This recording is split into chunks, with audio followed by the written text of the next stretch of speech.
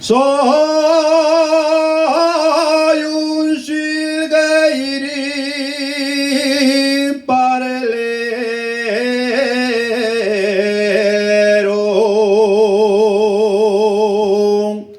que nací en esta región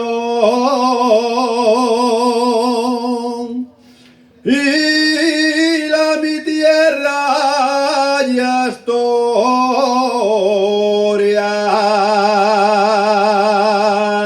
en mi pueblín de Gijón.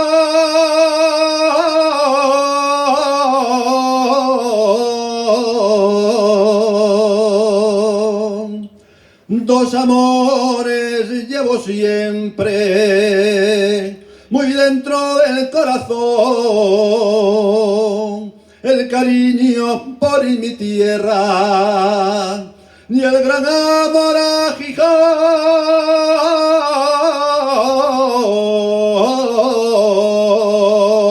El pueblín guapo Santa Eulalia, parroquia de Valdoreno, donde nace el río Piles, que desemboca en Gijón.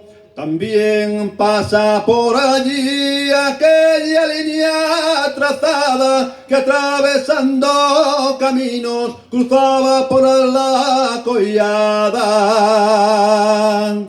Ya Asturias y qué guapa allí es, cuánto te quiero mi tierra, cuántas veces te añoré en los años de mi ausencia.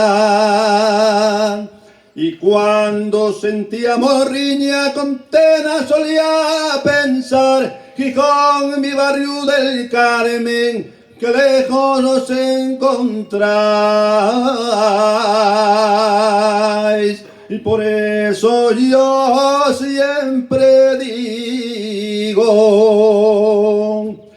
que guapuñé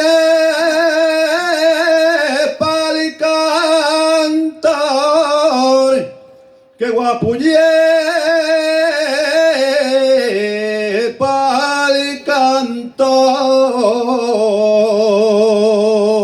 haber nacido en Asturias y en el pueblín de Gijón.